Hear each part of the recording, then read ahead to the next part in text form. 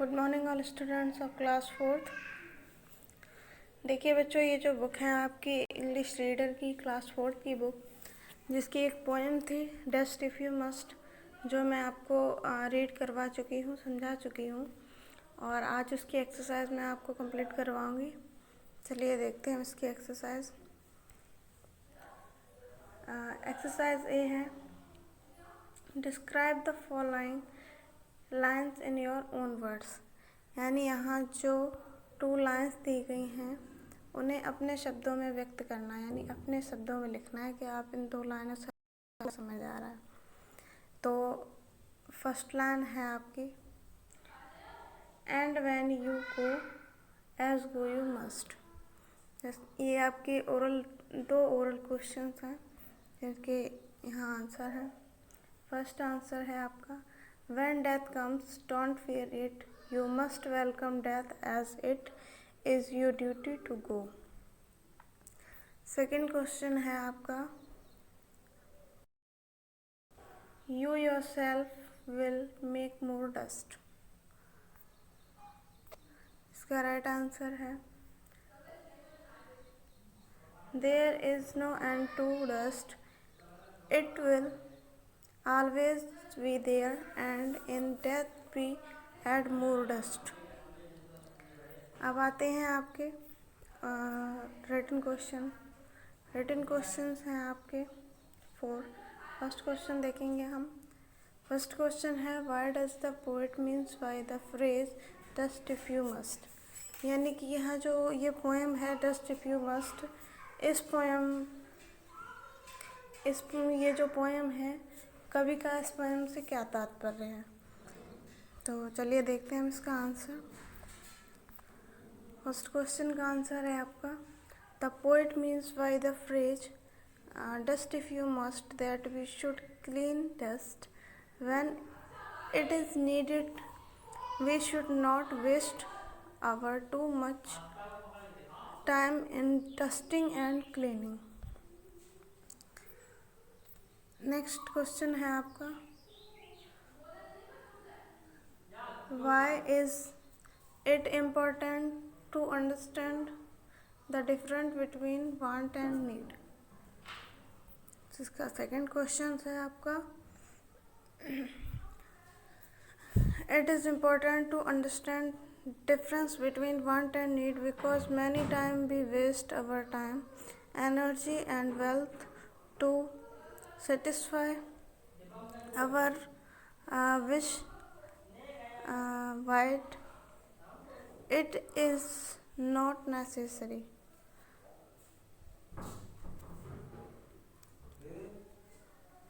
Next question है आपका question number 3, why should we live a day to its fullest. Third answer है आपका, we should live our day its fullest because the day that phrase will never return. Fourth question है आपका question number 4 है,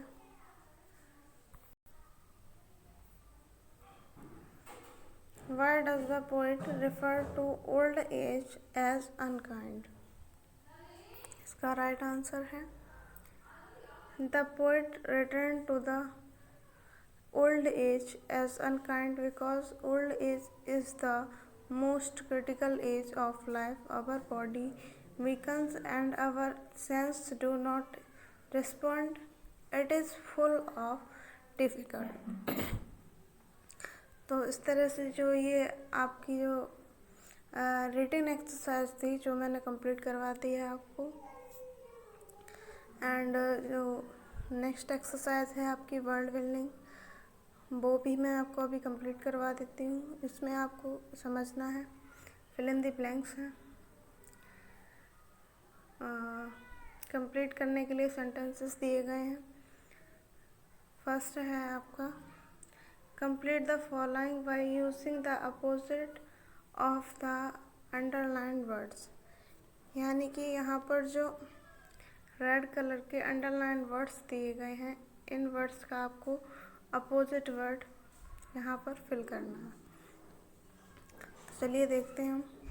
first यहाँ पर example के तौर पर दिया गया है, इसे लिखा हुआ है Ashish is young what his grandfather is. तो जिसका राइट आंसर नीचे दिया गया है, Ashish is young what his grandfather is old. Young का अपोजिट होता है ओल्ड। इसी तरह से सेकंड है, Raghu has 9 sums right and 1 wrong। Third है आपका, India won the match while the other team lost it। यानी कि won मीन्स जीतना होता है, lost मीन्स हारना। इसी तरह से थर्ड है आपका, Mahesh was the first one to enter the hall while his friend was the last। तो इसका फर्स्ट का क्या होगा, लास्ट।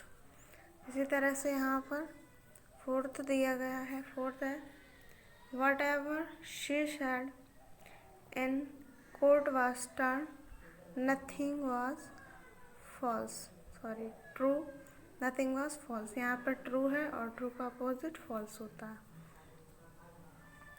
इसी तरह से लास्ट है आपका, the door and open all window.